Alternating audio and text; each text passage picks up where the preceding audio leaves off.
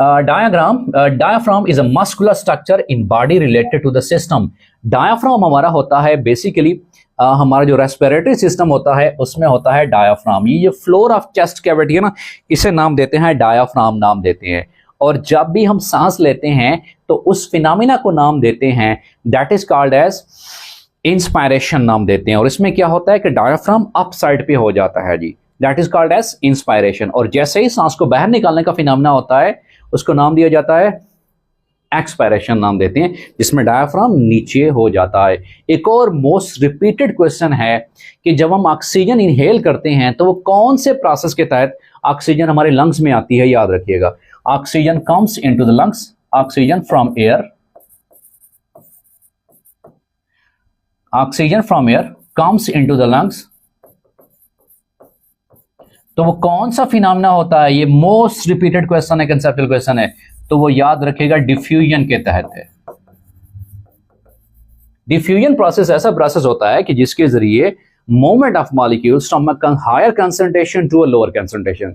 और चूंकि हवा में ऑक्सीजन कंसंट्रेशन ज्यादा है और लंग्स में क्या होती है, कम होती है, इसी वजह से ऑक्सीजन जो है it moves from air to the lungs through diffusion. ये डिफ्यूजन के हवाले से सवाल पूछा जा सकता है कि हवा जो है वो ऑक्सीजन जो है हवा से हमारे फेफड़ों में कैसे आती है, तो याद रखिएगा ये डिफ्यूजन प्रोसेस के थ्रू आती है। ये मोस्ट रिपीटेड क्वेश्चन है और ये वही बहुत ही कंसेप्चुअल क्वेश्चन है।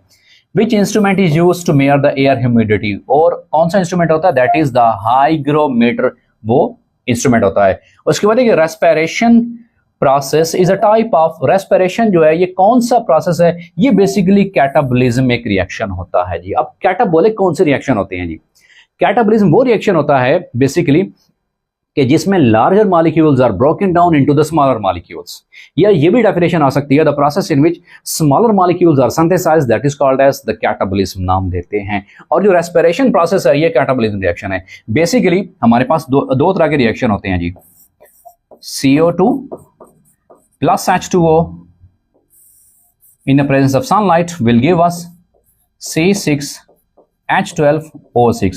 इस प्रोसेस को नाम देते हैं दैट इज द फोटोसिंथेसिस। इसको नाम देते हैं रेस्पेक्टेड स्टूडेंट्स फोटोसिंथेसिस। अब इसमें क्या हो रहा है कि छोटे molecule carbon dioxide and water ये कंबाइन हो रहे हैं और मिलकर बड़ा मॉलिक्यूल देते हैं दैट इज ग्लूकोज। और फार्मूला फॉर ग्लूकोज मोस्टली ये भी पूछा जाता है C6H12O6। तो छोटे मॉलिक्यूल मिलकर बड़ा मॉलिक्यूल दे रहे हैं, इस अमल को क्या नाम देते हैं, that is called as anabolism नाम देते हैं। ये एक एनाबॉलिक रिएक्शन है जी।